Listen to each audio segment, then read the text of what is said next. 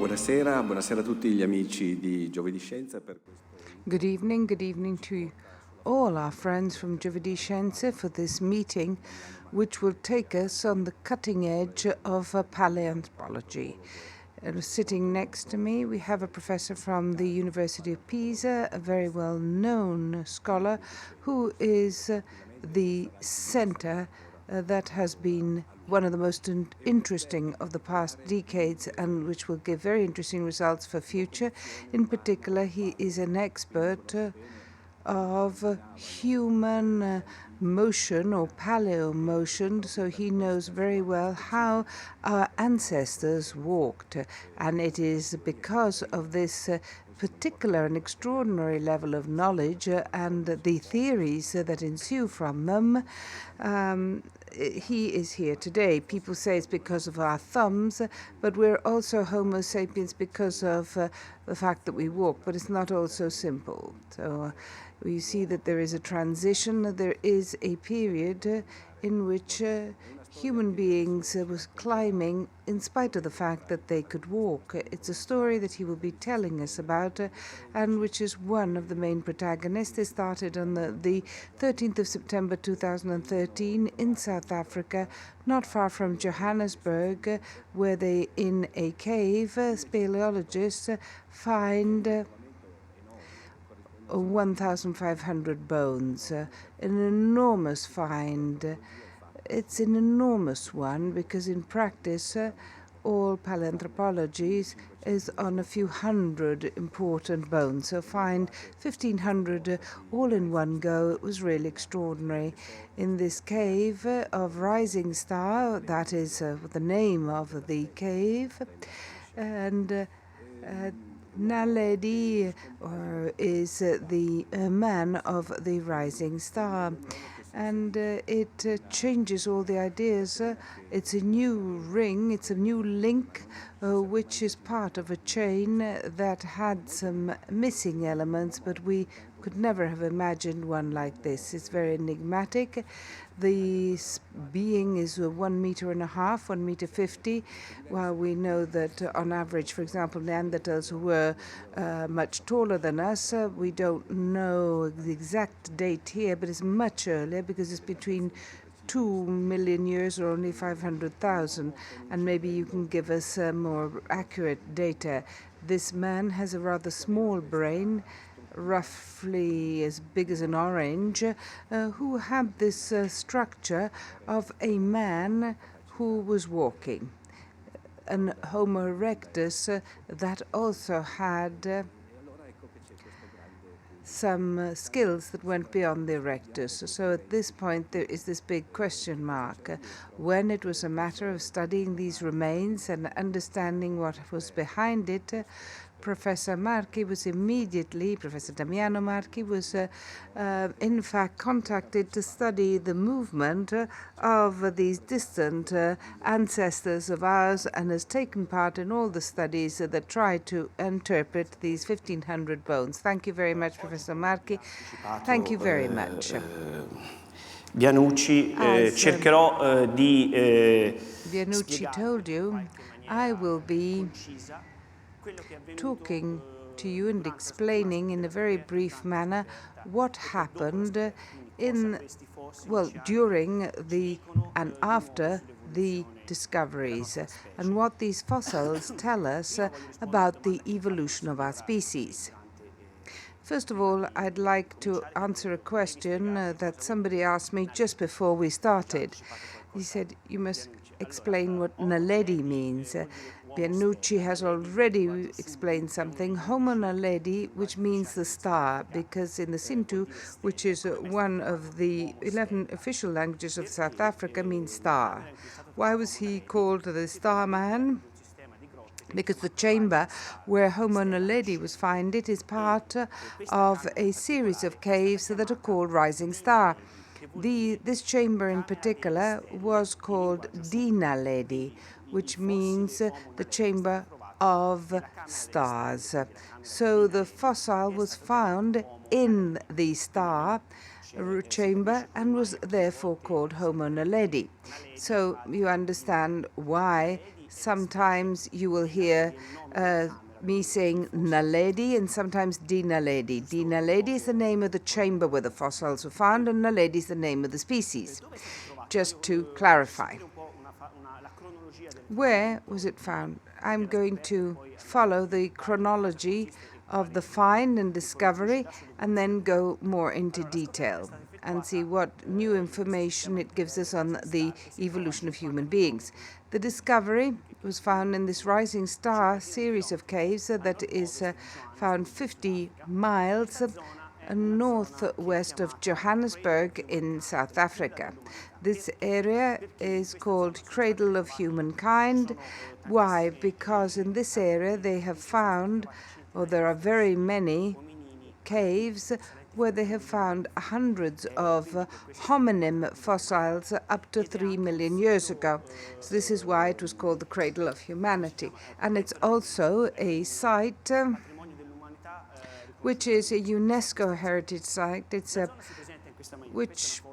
the whole area here. The area, this is a photo which I took. This is a plateau, 600 feet, but it's all flat with a few hills. It's karstic, and because of this, it means that over the thousands and millions of years, rain has caused a number of caves, and one of them is the rising star system, which I was mentioning before, where the Homo naledi was found. Here, this is the entrance of the cave, the rising star ones. There are depressions in the land here. It goes down, and above the plateau there are these systems of caves, and it goes 30 meters below. The chamber is in fact 30 meters below ground. This is the entrance today of the system. There's a gate because clearly this was an area that was very popular amongst amateur speleologists. So on a Sunday morning, they'd say, where should we go? Let's go to the rising star system. And this is what they did for 50 years. One of those mornings, these two gentlemen here, Rick Hunt and Stephen Tucker, got up. It was Friday the 13th, 2013, September the 13th. So 13 is not always unlucky, is it? They got up and they said, let's go back to the chamber. Let's see if we find something different. We have a free day. This is a section of the cave before they explored it again in 2013. So they got to this point here, and when they got to this point, they decided to climb this formation, which is called the Dragon's Back. They climbed it, and when they got to the top, they noticed that there was a small opening that no one had ever seen, because the caves and the chambers were well mapped, because speleologists, each time when they go to explore them, if there are several, and if there are some here of you, they always, at the end of the exploration, used to sign or indicate on maps that other speleologists could use. This was didn't have anything specially on a map, but on the Dragon's Back, they noticed an opening which led to a chimney with then a sort of funnel, 12 meters, 20 centimeters in diameter in the narrowest point. And in the final part, on the other side of the Dragon's Back, a chamber which had never been described. And this is the Dinaledi one. On the floor, they see thousands of bones, and as all good speleologists, they had a camera, and not on their hats, but in their pockets, and they took a series of photos of this floor, which was covered in bones. They didn't think that they were human bones of hominim fossils, because in South Africa, when speleologists go around, they very often find fossils, but more often than not, millions of them, in fact, that belong to animals, antelopes, that have been fossilized. So they took photos. Maybe it could be interesting, who knows. They take these photos, and by pure chance, one evening, they show it to Lee Berger, who was in charge of then the expedition and then the discovery of the fossil. He was a professor of the university in Johannesburg, a paleontologist, and he saw that first of all that he noticed that there are lots of bones, and that was interesting. But then he sees a jaw, and this jaw is something that interests him because it is unquestionably a jaw from the teeth, from the shape. He understands it's a jaw that belongs to our ancestors.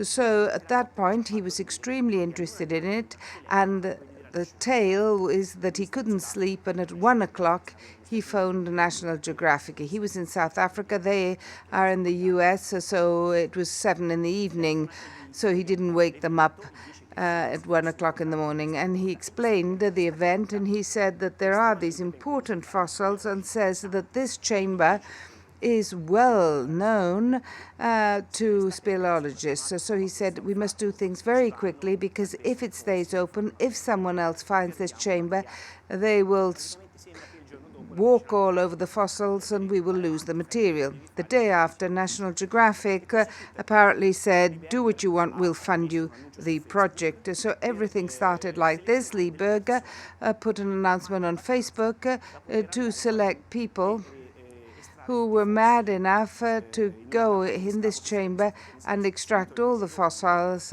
in a campaign that would start in November. Several people answered, and 6 young women were selected. These were called because they were called the astronauts of the underground. It's a nice idea to give them a funny nickname, because they were going to discover this unknown chamber. They're like astronauts, but they're going underground. They are all paleoanthropologists, archaeologists, all people who know or knew how to work in an anthropological dig. And furthermore, they were all speleologists.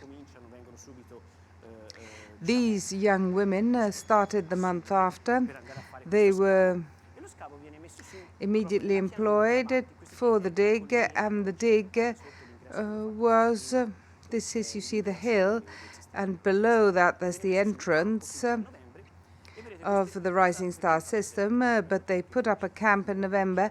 And why am I showing you the camp? First of all, because I like this with the sky, a very African picture, but also because it is a camp that was organized in a very technological, modern area. In other words, from these tents, there were kilometers of cables. It was all cabled with light, internet, 3D scans. They even had a phone in the last chamber. They had a phone so they could speak with Lee Berger and the other professors that were here in the so-called command tent. While the other tent was the scientific one. You will see that all the fossils have been brought here, all the skeletons. I'll show you also who the bosses are. These were all the bosses that are. This is, you see, Lee Berger, Peter Schmidt, Deloitte, Steve Hawke, and Steve Church. He was one of the ones who, when I was working in the States for 6 years, we worked one close to the next. These were the 5 professors, and here you can see them. They've all got computers, and they were in touch with telephone with the youngsters 30 meters below ground, who, before pulling the bone out, showed where it was, took pictures, and in 3 weeks they pulled out 1,200 bones. A second expedition was organized in March 2014, another 300 or 400 fossils, totaling 1,550. In March 2014, Lee Berger had 1,550 fossils of a new species and didn't know what to do with it. Well, no, he did know what to do with it, but it had to be studied. So once again, he didn't turn to Facebook, but he put announcements on the websites of the various scientific journals and universities saying that they're putting up a workshop to study all that material in South Africa in May 2014. I too took part in that selection. I was selected, I was chosen, and with another 45 researchers from all over the world, we went to South Africa to study all the bones. Before showing you what we found and what our conclusions are, or our hypothesis, our preliminary conclusions on this new species, I wanted to show you how difficult access to caves or chambers is in the rising stars, in particular to the Dinaledi Chamber is. So how technically difficult it was for our underground astronauts to extract the bones throughout the dig. First of all, there is this what we call Superman's crawl, because it's less than 10 inches high. You see here, it's about that size. And you must be in a Superman position. And speleologists tell me that to pass through a small opening, you position yourself in Superman's position. So you have to do this. But the most difficult one is the funnel of the chimney that leads to the descent in the Dinaledi Chamber. Here you see, you can go down 12 meters, is in this position. This is a foot. How wide is a foot? Not very well. Here you see 2 or 3 feet in the sense of my foot in width and 12 meters down. If you have to go up and down this a couple of times a day to pull out 1,500 fossils, other than the scientific importance from a technical point of view and in a pure toil, it was, but the youngsters did it they were very pleased. This is the Dinaledi Chamber. I've never, because I was too big to get in. They'd have to slice me off like you do with ham. But in any case, if you manage to get through, you will find that it's 1 by 9. And all the little white formations here, this are small bones that are emerging from the ground. So this is the Dinaledi Chamber. This is a sketch to show you how it develops geologically. I'm not a geologist, so if there are any geologists present, please forgive me if I make mistakes. But the uniqueness of this area and this chamber is due to the fact that the bones, well, clearly they're not exactly where they were, but it's just for you to get an idea of how many there were. But it's a clay soil. In South Africa, usually bones are part of the rock, while here they weren't. They were resting on a very soft clay soil. So it was more to do with archaeology rather than paleontology, the way in which we removed them. The interesting thing is that there are stalagmites above the soil, which in theory could be used to date, but they're very contaminated by the fine dust and by other problems that there are. So to date, we still don't know how old Homo naledi is. These fossils, we're nearly there. Quite soon we will know and we will publish it, but still we haven't got an exact date. So we will make various hypotheses on the age of this fossil.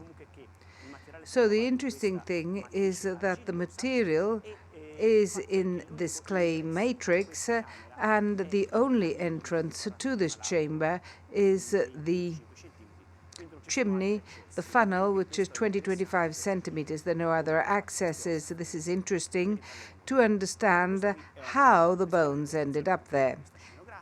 This is, again, a rather scenographic representation of Homo naledi. Here you see head, arm, the chest, the ribs. There are many bones for each one because we have many bones of the same type. This made it possible for us to describe the morphology of the species in a very accurate manner. And this is not common in paleontology. If you know of our studies, normally you have 2, 3, 4, 5 fossils.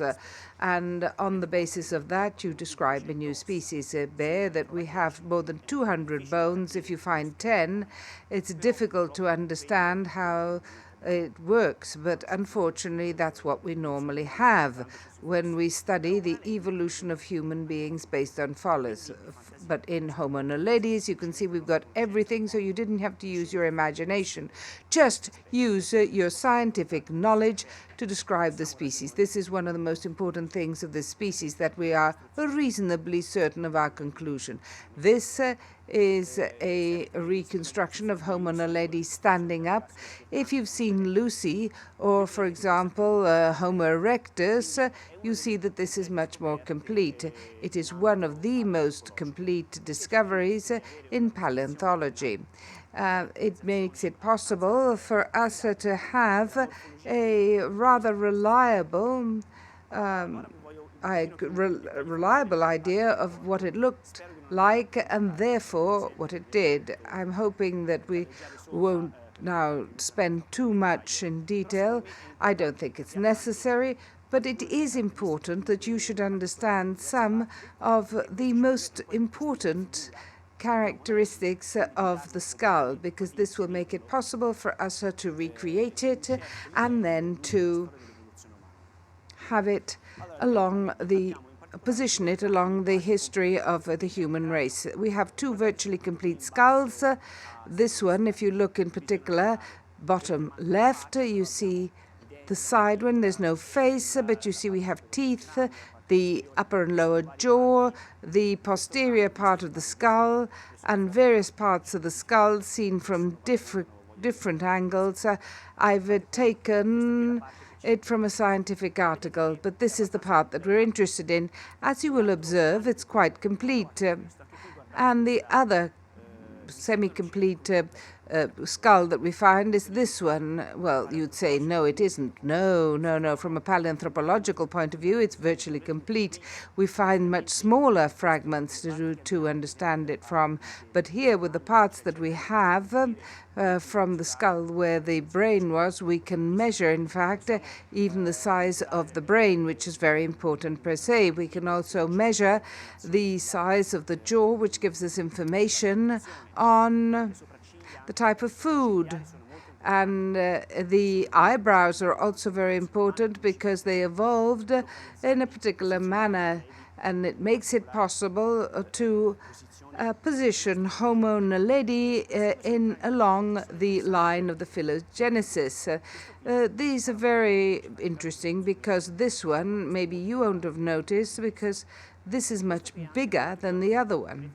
And this is also much more rounded. You see, you understand that it has a higher brow and a smaller jaw, while here it's longer. Now, this was a male and this was a female. Why is this important? Well, because we already have an element which makes it possible for us to characterize the Homo naledi. We already know, although we only have 2 examples, so we see the difference between male and female. It's not enormous. Another interesting aspect is here you see teeth are good, white, completely defined, while here there are hardly any. This one's broken, but here there are none. Here they've been reabsorbed. What does that mean? When the alveolus reabsorbed, it means that the tooth was lost. You know, like the old people of a few years ago, and they spoke like this because they lost their teeth. That is to say, they didn't have their teeth, and that means that your lips go inwards. In practice, this lady was an old lady. who was wandering around South Africa. And you say, how interesting. Well, but this too is important because it helps us understand, first of all, that maybe they lived quite a long time, this Homo naledi, which means that there was a well-organized society, and also it gives you an idea of these. And I will already tell you that altogether we found at least 15 people within this chamber, and we have all the age groups. This woman who was elderly, maybe she was 40, but 40, 350, a million years ago is quite elderly from a biological point of view.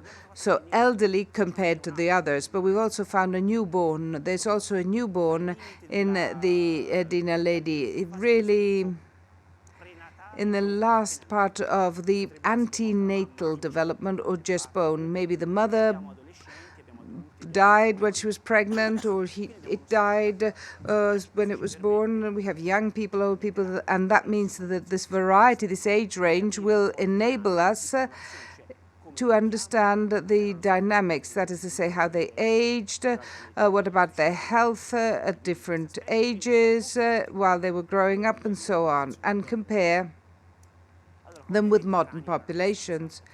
As you can see, the skulls were quite fragmentary. Here you see in blue also is the reconstruction, a 3D reconstruction with very particular software, which is made either taking parts of other skulls and adapting them to what we have, or mirroring them. That is to say, here in this case on the left, you see the jaw and the rest of the skull. By doing this 3D reconstruction with the software that we have, and anthropology is something we use a lot, they require a lot of time, but they give good results. And by doing this, we have reconstructed the skull of Homo naledi. You see the hand. This is a hand. I think it's Lee Berger's hand. I'm not sure, but I think it is, because no one else would have had a photo taken of his hand with Homo naledi. It's a small one. If I put my head, you see I've got a big head, like any of us, because we have this very large brain of 1,500 cc's, while this is a very small brain, 550 cubic centimeters, which means about a third of ours, which means about as big as a gorilla's. A gorilla's big, but a very small brain. So, but in spite of this very small one, the rest of the anatomy, from teeth, jaw, face, the rest of the skull, including the eyebrows, looks very much like Homo erectus, which means that Homo naledi was not anything linked to Lucy, but certainly not an Australopithecus, but like us. It's thanks to the skull that we have been able to classify Homo naledi as a Homo. This is a very important thing, because the first important thing when you study a fossil is to manage to classify it. And the most important part of the anatomy to classify a living being is its skull. Why? Because it's less environmentally determined and more genetically determined, which means that the relationship between the various species due to genetic reasons is linked to that. And it is the part that you use to determine a species. In this case, the skull was extremely useful to classify our species, to identify it as part of the genus, but different from all the others, so we gave it a new name, Homo naledi. This is another 3D graphic reconstruction of Homo naledi, and the darker part that you see inside is a reconstruction of the brain. Why did we did this? Which is quite pretty, but you could say, what's the use of it? We did it because if we then relate the cranial volume with in the relation to the mass of a being, we can have a proportion which tells us at which point of the evolutionary scale this person is. That is to say, in the course of evolution, the brain mass becomes relatively bigger than the body. In proportion, that is. So if we have here body mass and here the brain mass, we see that up on the upper part in green, you find the more modern species, Homo erectus or Neanderthalensis, that have a large brain in correspondence to a certain body mass. Homo naledi is bottom left, so it has a small body mass. Only Homo floresiensis is smaller, but also a very small brain mass. So Homo naledi has a small brain, not only in an absolute sense in weight, but also in a relative sense relative to its body mass, which would suggest that it is a very primitive species, but it isn't. Simply, it has this feature. That is to say, it has a very small brain, not only because it's brain, but because the ratio is low.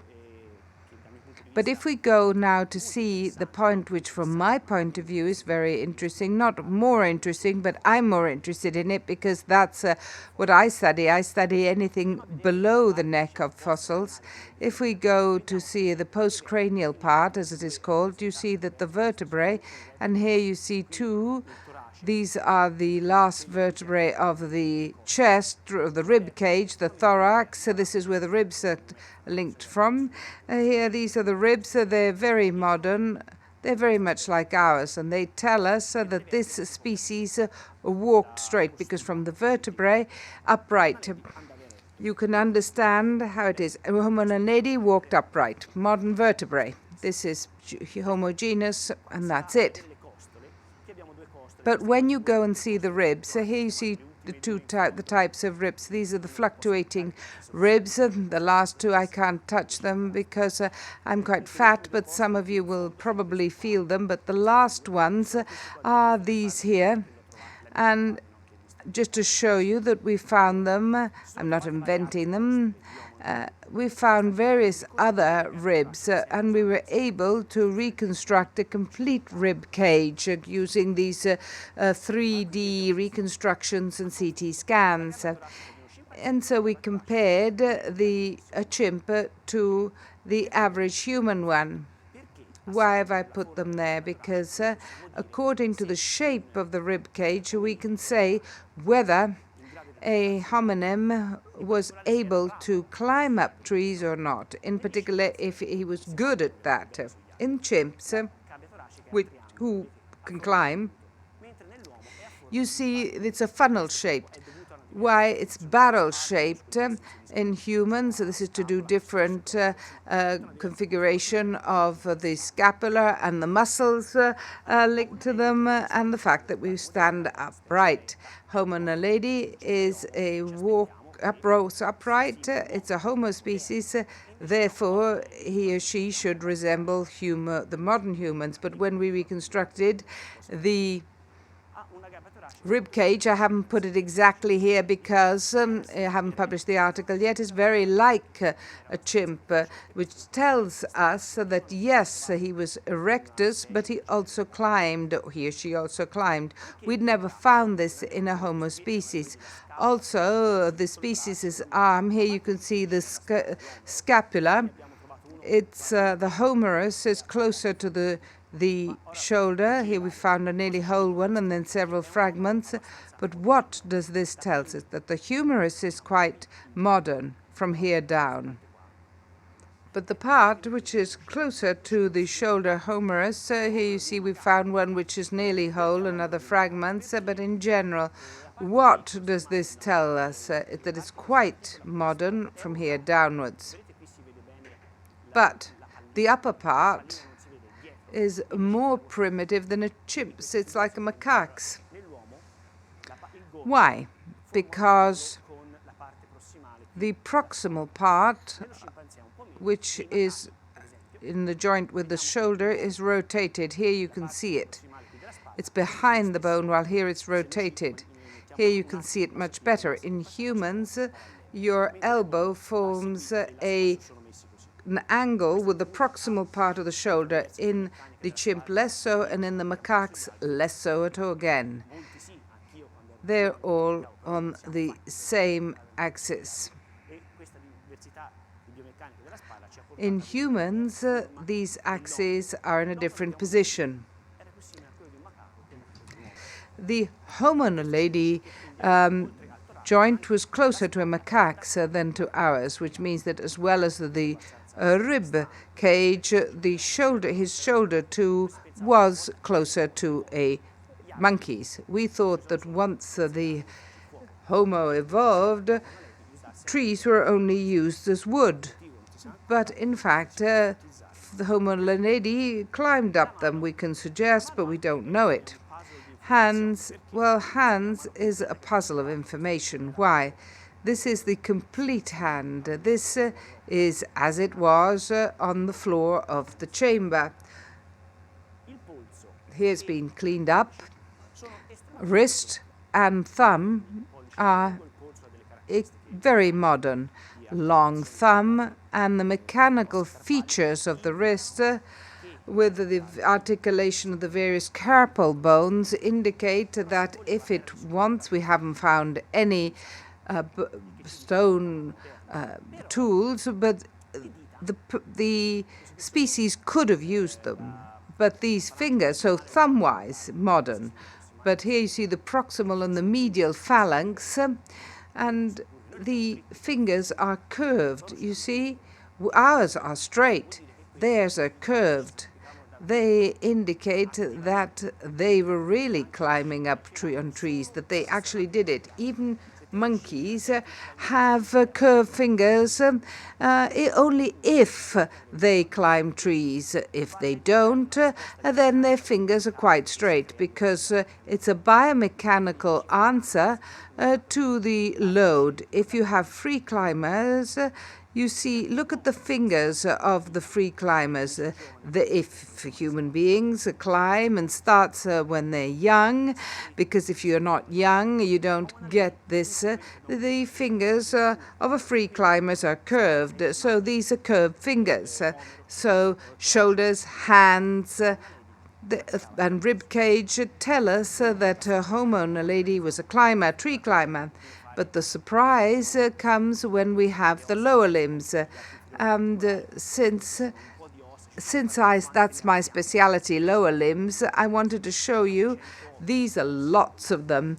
We have 108 fossils of the lower. We have 4 bones, the femur, and the patella, and the tibia, and the fibula. Here we have some more complete, some are less complete.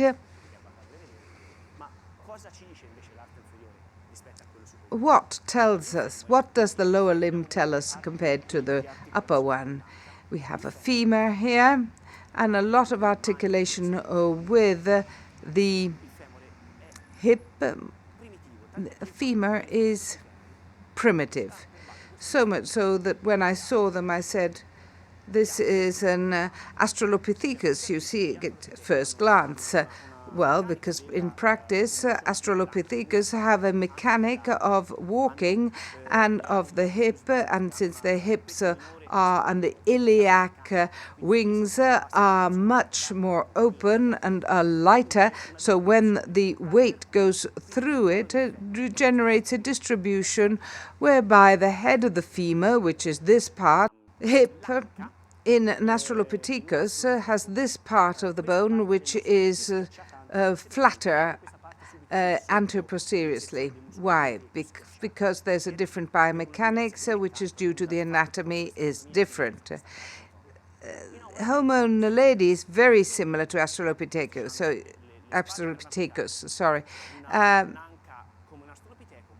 So they sound very much like them. But when you go down and you go to the knee, but in particular, you see, this is the lower part of the lower limb. When you go there, this is the tibia of Homo naledi, and here you compare it to the tibia of Homo habilis. It's nearly complete. The first representative of our genus. They're not very different. Homo habilis, I'm not going to talk about it in more detail, is slightly more primitive, but is much shorter. You see, there's roughly the same width, but when you put a graph and you relate the length of the tibia,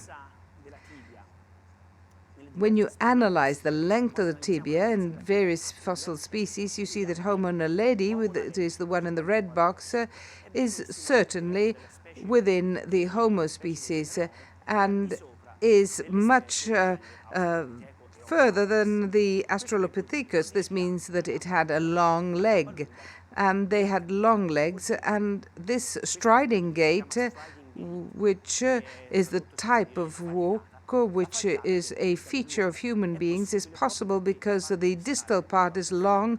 We can use less energy while walking, and so on and so forth, biomechanical problems.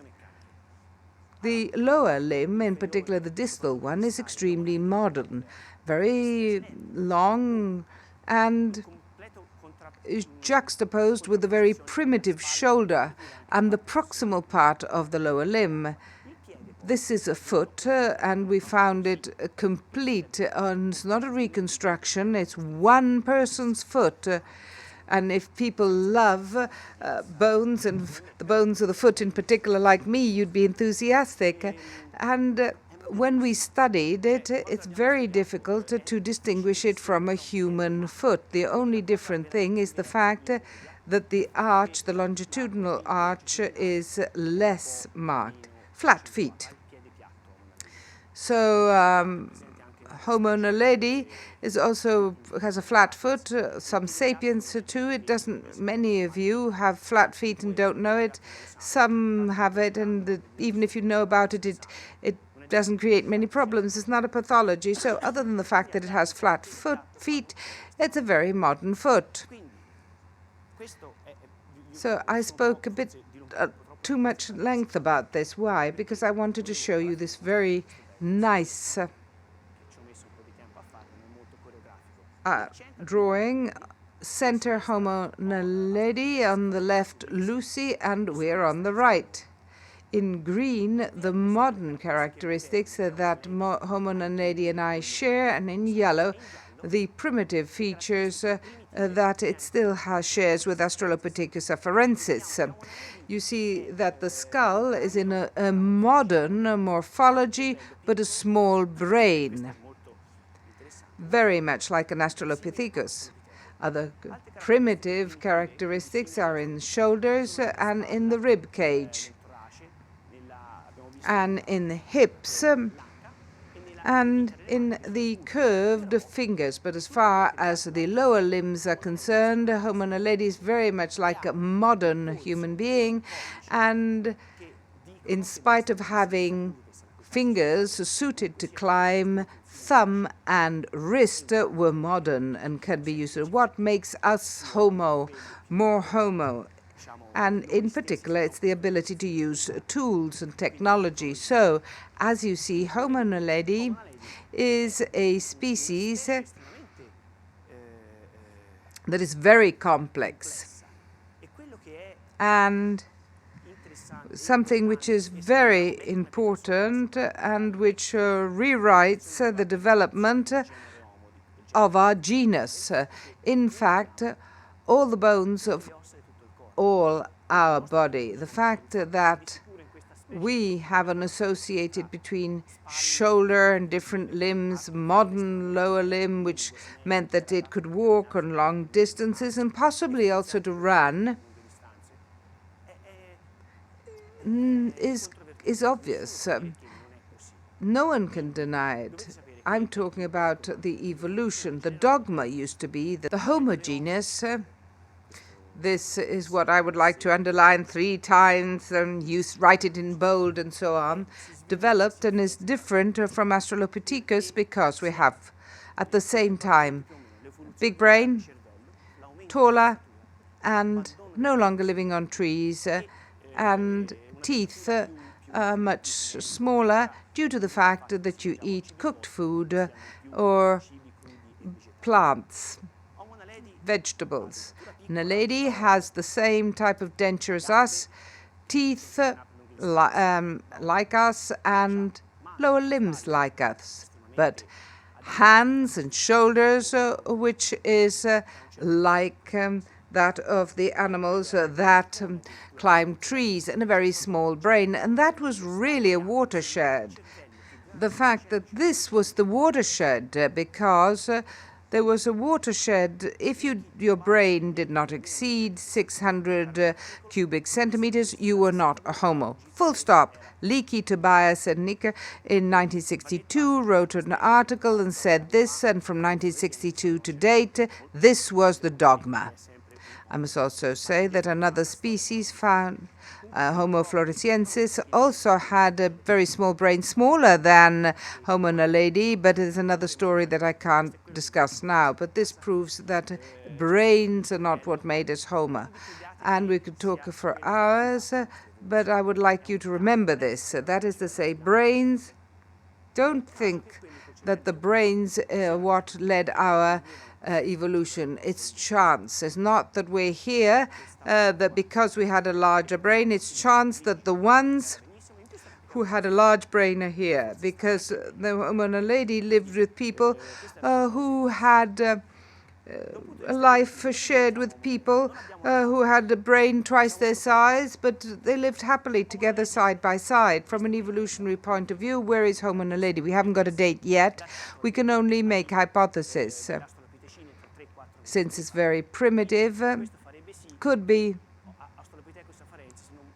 precede the Australopithecus 3-4 million years ago, which would suggest that Australopithecus afarensis is no longer considered our ancestor, but we had two parallel lines right from the beginning. But very difficult. It's a hypothesis that we have to consider, but unlikely. Another hypothesis, which is possible, likely, because we have in Homo naledi a number of primitive and modern features, is that Homo naledi is the first Homo that developed after the Australopithecus. So 2 to 2.5 million years ago. This is likely because the morphological features of this being fit very well suited to this possibility. The last possibility is that since Homo naledi is a Homo and has lower limbs, legs that are very modern, and hands that are very modern as far as thumbs and wrists are concerned, and therefore could make tools, maybe evolved much later and lived in parallel with other species such as Albergensis, Neanderthalensis, Erectus, so with other of our forebears that were as tall as us, with a brain that was virtually as big as us. He was much shorter, but for some reason he was competitive in the same environment because all those species are together at the same time. So we don't know what the date is. Whatever the date is, it will be interesting. And about a month and a half, read newspapers because you'll know more about it, because we're nearly there. But I would exclude the first one. Either it's 2 or more recent, 2 million or more recent. It'll be interesting because Homo habilis is still a bit of a controversial figure, while if he's very recent, we will have to rewrite our books completely. And this is even more interesting. But now, let us see what the dating will say, and that'll be in a month or so. But to finish, why were all those bones there? We didn't find 2 or 3 bones, we found 1,500. First hypothesis is that Homo naledi lived there. That is the first thing you might think of. But you can exclude it, I think, in a rather definitive way, because there's no evidence of anybody living there. There are no...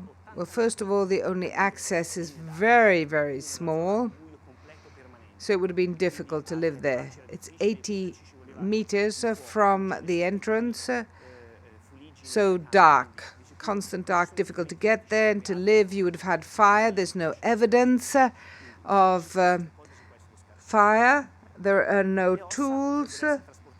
Usually hominims leave stone tools, so we can exclude that. Or they could have been carried by floods, which often take place in Africa. When there are the major floods, the river will carry anything it finds, and you see what the entrance was like. It was below the level of the ground, so everything could be accumulated at the bottom. And again, if this was so, we would have to find other things, at least, I don't know, pebbles, other animals' bones, only Homo naledi bones, nothing else. It's not even a stone, not even a pebble, nothing. Just bones of Homo naledi, so you have to exclude that. There could be predators. Many of the finds in South Africa are to be considered accumulations due to the fact that predators would take their.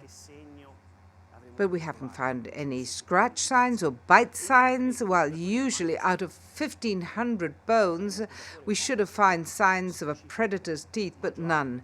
And furthermore, they don't only eat one species. What did we have? A Homo naledian predator? I don't eat anything else. I'm only specialized. I don't like any other animals. Once you've tasted Homo naledi, you don't want anything else. But, you know, there could be, but very unlikely. So we can exclude that too. Another hypothesis, which is a possibility, is of the trap. Caves or chambers in South Africa, they're karstic. It's a karsted land, as I said. Very often they're at different levels, and they have communication chimneys, we call them, with the surface. These are holes in the ground. I went there. When I went there, they in another chamber where you have to indicate them because otherwise you could fall 30 meters below ground. And this is what happened before people put fences around the holes. And very often the fossils are a result of this. But at the base, you don't only find Homo naledi, you also find other fossils for the same reason, because why should it be a Homo naledi hole? Is it the shape of a Homo naledi, like a coyote or like in the cartoons? No, something else would have also fallen there. So I think we can rule this hypothesis out too. And then there's no evidence of the fact that the chamber had an opening. Yes, geologists looked and seen but there's no evidence of openings. Furthermore, the distribution of the age of the Homo naledi doesn't coincide with the one that you normally find in these death traps. The last hypothesis is that it was Homo naledi intentionally deposed their dead there. Again, we can't prove this clearly. It's difficult to carry the dead down, but possibly they leave them there at the entrance, and in time with the body rotting, they would slip down, because in this area the water table goes up and down, and so they redistributed the various skeletons on the floor. This hypothesis could be true, but it would imply that Homo naledi, with only a brain of 550 cubic centimeters, was able to conceptualize. It's not actually a burial, but at least a deposition of the dead, separated from the living and always in the same place. So it's in the embryo of a burial. And this has created a number of disagreements, especially amongst the cognitive scientists, the ones who study the development of cognitive things. They say, no, with such a small brain, they're not able to. But chimps do something which is very similar, very interesting behavior. For example, when the child or the mother dies, they spend a number of days trying to wake them up. They get depressed, they stop eating, they fast. Chimps for sometimes cover their dead with the leaves as if it were the beginning of a burial. And they have 450 cubic centimeters less than the Homo naledi. So there's no evidence. As hypothesis, we suggested this because maybe suggesting to separate the dead from the live, but from a utilitarian point of view, because if you leave the dead near where you live, they will attract hyenas and they will eat the living as well as the dead. So maybe a few after the hyenas did this, said, why don't we take them away? We don't know, but it's work in progress. But it could be a possible hypothesis until we find another opening which is directly connected to the surface.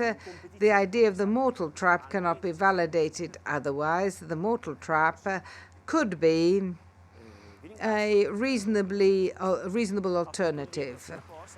But in the absence of openings, we can't add anything else. Thank you very much. Oh, yes, I wrote a book. This is advertising.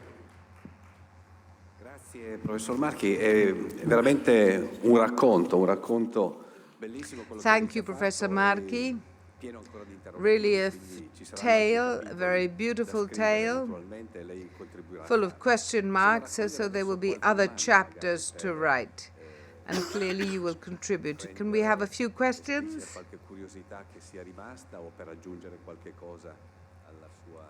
Maybe if there's somebody who has a curiosity or to add a few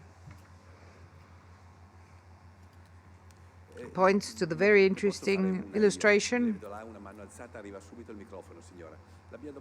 I'm going to ask a question. I can see somebody, yes, the microphone is around. My question is that you said to us, and triggered my curiosity, that very soon we will have a date of Homo naledi. But for the time being, we haven't got it. I don't want to say that you know it and you can't tell us because it hasn't been published, it's in progress. But could you give us when we will know and what technique is being used for dating? Is it radiocarbon dating? What is it? Initially, as you saw, you could date the stalagmites just above the floor, which is what normally you do, because you can date it. I can't remember what it's called. Is it potassium argon? I can't remember. In any case, you date the stalagmites, and they use that in South Africa. But the problem is that the stalagmite is contaminated by the microparticles in the chamber, and it's saturated. So that means that we can't have a date from them.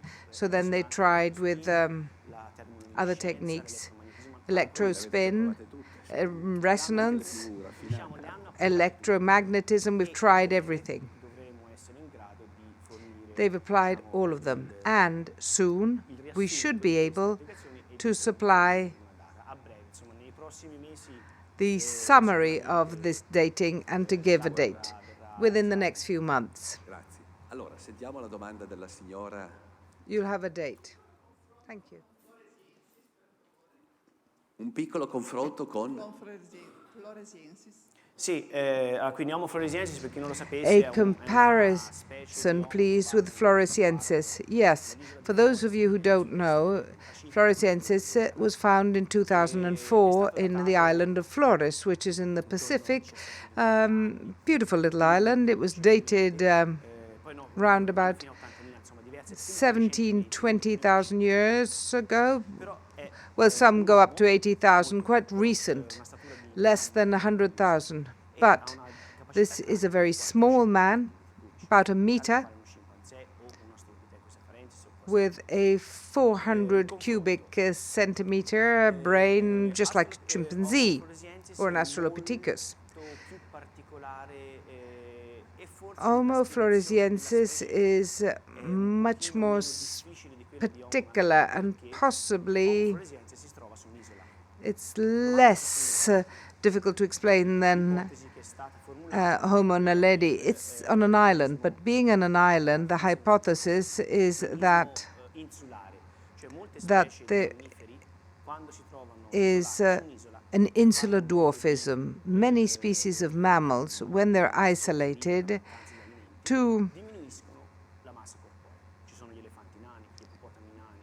cope with the lack of food, you have dwarf elephants, dwarf hippopotamus, and the smaller ones get bigger, like the Komodo dragon and others. So there's small animals that get bigger on an island and big ones that get smaller. in the case of floresiensis is that it is thought to be a Homo erectus that developed insular dwarfism. Recently, an article was published where there are remains 800,000 years, again on the island of Flores, that are very much like a Homo erectus, which would suggest that Homo erectus colonized the island and for some reason was cut off from the rest. And so, following this isolation, it shrunk, so to speak. But how did it manage to? Well, there are studies that have shown that, I think with the hippopotamus, I can't remember, that for mammals, even large ones, this insular dwarfism doesn't require a long time, short time, and relatively short time, obviously, in comparison, and they get much smaller. So you can't compare from an evolutionary point of view, because surely, at least I believe, on the basis of evidence, Homo floresiensis is more probably the result of a very particular case due to this dwarfism, although some of the features are like Homo habilis. So Homo habilis maybe left Africa, and the only evidence is on the island of Flores, so while the rest of it is lost, but I don't think that's likely. That's, I think, is the most convincing one. Well, Homo naledi lives in South Africa. And South Africa is not an isolated environment in terms of the ecology, so you can't have dwarfism in that environment. It was in contact with the rest of Africa. Furthermore, in the same area, well, we have to see how old it is, but throughout the history in South Africa, there have been different hominim types. It's not the only one. There are several ones. So it's difficult to explain how the explanation should be something deeper, evolutionarily more difficult to explain, but very interesting, because it could say that we have to change our ideas on the processes that led to the Homo species.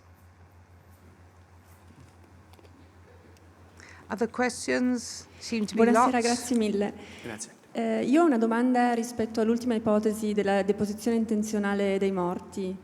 Mi chiedevo in quale posizione effettivamente sono state Thank you very rinvenute much. queste ossa, se fossero veramente... I have a question on the last hypothesis, that is to say, the deposition of humans. Were the bones scattered, or was there some form of care in repositioning those bones, which would suggest that there was an intentional deposition? No, we did not find. The bones are very scattered, nearly all scattered, with a few exceptions, for example, a hand and a foot. The foot also had a leg attached to it. Few skulls. No, so they're basically scattered but not deposed. But the idea is this. I had a laser, but, well, you saw that there was a chamber and there was that chimney. The idea is that they left the dead there, and as they decomposed, they went down, so the bones were separated, and then there was an accumulation at the bases. The water table that went up and down led to a remixing, scattering the bones and also breaking them to a degree. This is why we found a lot of bones that were broken and not in an anatomical way, but just scattered. So there's no evidence of deposition within the chamber. So there are no cultural traces of no type. In the Dinaledi Chamber, there are bones, clay, a few teeth of a rodent, and a little bit of a barn owl, but they were above, and so they were not part of the deposition of Homo naledi, different periods. Another question? Visto che ha le caratteristiche primitive moderne. This side. Good Qui mi evening. piacerebbe fare una digressione, perché tanto siamo Could pochi. it be the missing link, since it have modern and primitive characteristics? Well, here I'd like to digress a moment. You're not hungry, and there are not many of you here. Now, the missing link. I used it, but just as a poetic license. What does a missing link imply?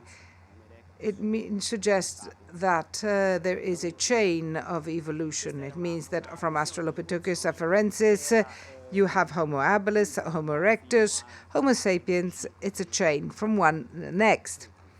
This was a vision of the evolution which accepted until about 25, 30, 40 years, maybe no, 30 years ago. Then when you found in Africa completely different species, Homus and Australopithecus, and they were contemporaries. So one cannot be the forefather of the other, forebear. This chain, the chain of being, I don't know how this chain, but these living beings from one, the other one developed and so on, is a Victorian evolution idea. Darwin never said this, by the way, because Darwin, right from the beginning, had a sort of a bush-like formation rather than a tree, so one from another to another. But evolution is more complex and interesting because in practice, all life, well, at least if you agree with evolution, there's only one beginning, but then it exploded. So, for example, take the Homo.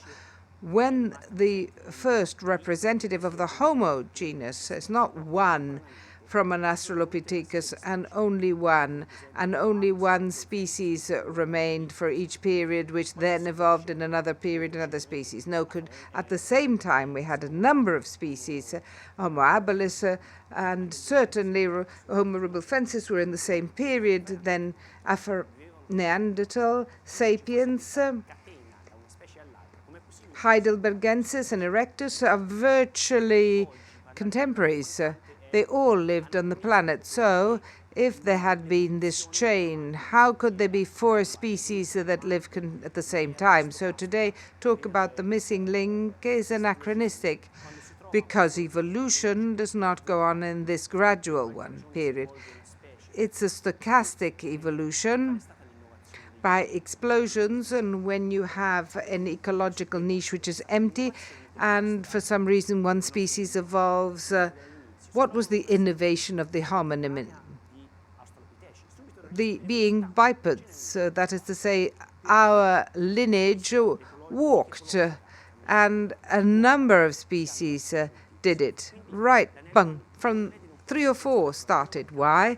Because given the ecological niche walking on that, a number of different species did it. So Homo naledi can't be the missing link because there is no missing link. Or the fossils. There is no chain. We know very little of evolution, but each new fossil that we find, our vision is more complicated. Paleoanthropology or paleontology is a strange science. The more you know about it, the less you know about it, because each fossil creates a degree of complexity, and then you have to change all the interpretations. But it's for youngsters, it's nice because they can constantly try to understand. But the key concept is not so much that of a tree with branches, but a bush. Yes, we have boom, like that. There are several solutions. Some will stop and some will not. Several questions. Insomma, un corrispondente così variegato anche nel list. Is there, for example, another naledi in the Rift Valley, just like there are others in South Africa? Nice question. They should be, because I don't see why it shouldn't be there, but certainly no one's found it. And this was found by chance, as you saw. These people on Friday the 13th who went for an outing. Everybody goes for a day trip 30 meters below ground, and they found why not? I'm open to new finds. I'm waiting to find others, because now there's this opening to find new sites. There is no rigid vision. La terminologia Homo sapiens The sapiens. definition Homo sapiens sapiens. Is it right or is it now wrong? And if it's wrong, why is it still used? Homo sapiens sapiens is still from the era of the missing link and of the chain. What does it mean? It would mean that, why do we call it sapiens sapiens? Because there was also Homo sapiens neanderthaliensis. So it means that Homo sapiens evolved from the Neanderthal man, and we're a subsized species. But first of all, genetic studies have at least invalidated it, because the last common ancestor between sapiens and Neanderthal goes back to 600, 700,000 years ago. Neanderthal man evolved 250,000 years ago. What happened in those 300? Well, there was the common ancestor that then worked as a bush, and then when sapiens and Neanderthal, they're not related in a vertical way, that is to say, in a father or mother to son or daughter, but we are cousins. We haven't, from terms of fossils, the fossils are more difficult to interpret. I've never seen any evidence of a common ancestor, but there's still a doubt. But genetics tells us that our common ancestor is far away in time and was in Africa. And Neanderthal men were never in Africa. They developed in Europe and Asia from Homo albergensis. So it's anachronistic to use sapiens sapiens, and it's wrong. Why do people use it? Because we're not very good at communicating, or maybe because we're not asked to popularize it. I always say this when I go to primary schools, and it says it's Homo sapiens sapiens, and my hair's too long, and so it can't stand on its end. But why? Because I tell the teachers it's wrong. You can't teach these children, because children are like sponges. They learn things. But if you're at 10, you tell them that they're sapiens sapiens. When they come to the university, I get a student who's 18, 19, 20, and being told by sapiens sapiens, I have to work like mad to say that we're not a subspecies and we're not sapiens sapiens.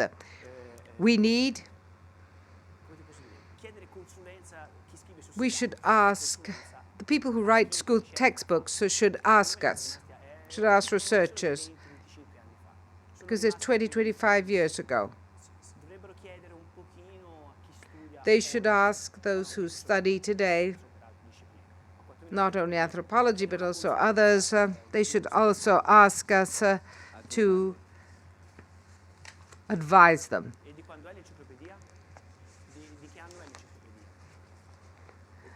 The question refers to an encyclopedia. When was the encyclopedia dated? Very recent? That's very bad then. Yeah.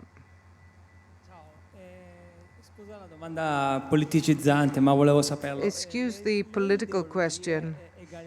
The egalitarian ideologies, without considering that there are some ethnic groups that have more children and therefore will replace the others, are based on the idea that there are no races. What do you think about it? I think that races exist. You can call them ethnic groups, you can call them races. Race as a zoological idea was eliminated from the definitions. Races only applies to domestic animals like breeds of horses, breeds of dogs. To be defined a breed or a race, there must be features that identify the various races in human beings scientifically. I mean, in the 20s, 30s, 40s, and 50s, tried to find evidence of races, but they'd failed to because we are a species which is terribly uniform. That is to say, in all the human species, there is less variability than in a population of chimps. If you have 30 chimps in the Congo and you analyze the DNA, they have more variations than me and my friend who's South African, who had the office next to mine, and he was from Kenya. We seem very different, but we're closer than two chimps. I agree with that. I don't know if the applause is against me, but the notion of evolution is based on races, because sooner or later there will have to be a different individual. A race is not a biological or zoological one. We'll call it differently. Species, ethnic groups. An ethnic group is a political division because if you try, you're saying Kenya and Italy. Kenya and Italy. If you go to Kenya, you will surely find someone who is less dark than a Sicilian. Is the Sicilian from Kenya or vice versa?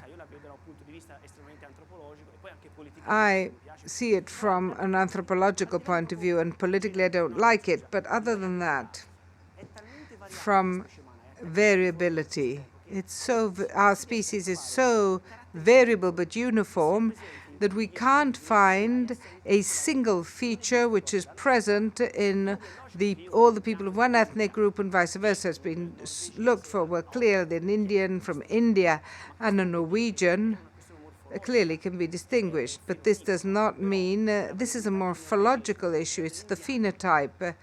But if we look at the Norwegians and Indians, you can't define them. And to give a figure, which now that we've read the human genome, and we've read lots of them, the variability between two individuals chosen from different continents is 2 per 1,000. Between me and a Somali, there's 2 per 1,000. Between me and you, 2 per 1,000, but can be expressed differently. In one case, it might be the color of skin. Why? Because 80,000 years ago, there was a bottleneck in human evolution. So we think that our species was below 10,000 people on the Earth. So all the variability which is present in us today is due to those 10,000 people, maybe 5,000, whatever, who 70, 80 million ago started again the rest of the world. So these bottlenecks, there are several of them, and they're very important. And we are really a species which is horribly monotonous, in spite of the fact that there are lots of phenotypes. For instance, I went around the world. If you go to China, or you ask a Chinese, he said, is there no one you're the same, even if one has dark hair and the other one has blonde hair. They can't tell them because we are used to distinguishing them. While I see all the Chinese the same, while they can tell each other because it's habit also that helps us distinguish, but we're very uniform. Well, of course, cats and dogs use smell and other things, but we're really uniform. It's very difficult to understand this, but if you study and you see variability, you see that with all goodwill, we can't distinguish ourselves amongst ourselves. There's no distinction. Differences are beautiful, but when it's recent, when it's human. But from a biological point of view, there are no races. I would like to go back to the Homo naledi and ask, and I would like to ask if in the chamber they have taken out all the things that they've been able to take out, right out and up to the rock. And from the teeth, what can you tell us? What type of food did they eat? Well, the first sampling was 1 by 1 meter, and we nearly touched the rock. But there was not about 30-40 centimeters of clay, but we discovered 1 meter. They still have 8-9 meters to dig. So we've reached the rock, but it's not exactly complete. Well, we've reached a point where there were no more bones, so it was useless going on. But there's a lot of other surface to dig. As far as teeth are concerned, very modern, small, bigger than the Australopithecus, while the molars are smaller, which tells us that they were not only vegetarian, probably they ate meat and processed the meat. Modern, we can say it's different from all the other species, the fossil species, but we know, but the general anatomy suggests that the jaw is also quite small, so they didn't need to chew a lot. Probably cooked food, because the temporal masseter's muscles are very small, so not a McDonald's, but it's very late. We'll have one more question. Good evening. I just wanted to ask you, with reference to teeth, you showed us that jaw of the person you think was a woman, where you have reabsorbed alveoli. Could this not be evidence that these naledis had a form of social culture, which means that the elderly were fed? And that indicates the possibility that that was a burial. And if not, in what other species of Homo have you observed for the first time remains of beings that were really elderly and clearly unable to survive unless helped? Yes. It's a very strong pointer to the fact that they had quite a developed modern society, because they were using at least food that was not difficult to process. For instance, if you use a fruit which normally a chimp uses, well, for example, the fruit, wild fruit in the forest is very fibrous. It'll take them half an hour to chew it. So, for example, the Australopithecus, who ate fibers and wild fruit, had really teeth that were like grinders, and they ground the fruit, while these teeth tells us it's enough to pound it with a stone. So it tells us that the society was not very primitive. So I think so, yes, it's the evidence of the fact that either they processed food in one way or another, and or that they looked after the elderly. As far as other species are concerned, up to Homo erectus, there is such evidence. I can't remember about the Australopithecus, honestly, but I think not so likely. In the Homo species, yes. Probably. Well, in any case, food that was consumed did not require all teeth. And just one last question. Su questi fossili I would like to know whether on these fossils, and the more so now that you've found this large number of fossils, so you can recreate a complete Homo naledi, if you can also understand what type of sounds, if it was a guttural sound or sounds such as our chimps or what. Thank you. Questo è un argomento interessantissimo, perché anche lo sviluppo del linguaggio This is a very interesting topic, because the development of language too is what we think culture is based on language, so that we human beings are based on language. If we didn't have language, it would be very difficult. It's the basis of our evolution as Homo sapiens. At the time, there is no method, reliable and acceptable method, to determine the linguistic abilities on the basis of the skeleton. There are a lot of studies in this respect, but since it's based on the pharynx and on soft tissues, it doesn't leave any signs on the skeleton.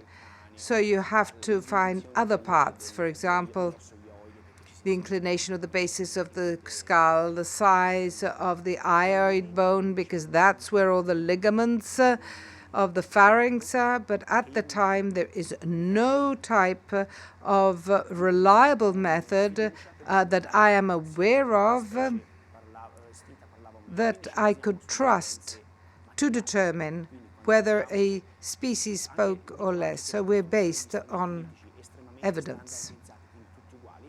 And even standardized stone tools require passing information, and it's not very good. Well,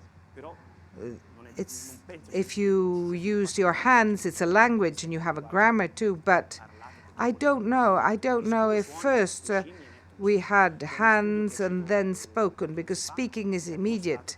Well, monkeys make sounds. There's a study published a few months ago that proves that macaques can have a variety of sounds as humans. They could, in theory, from a morphological point of view, they could speak, but they haven't got the brain to do it. So the brain is also important. So we're not yet able to understand what increases it. We've never even found a stone tool, so we can't see what type of technology they were using. So the answer is I don't know.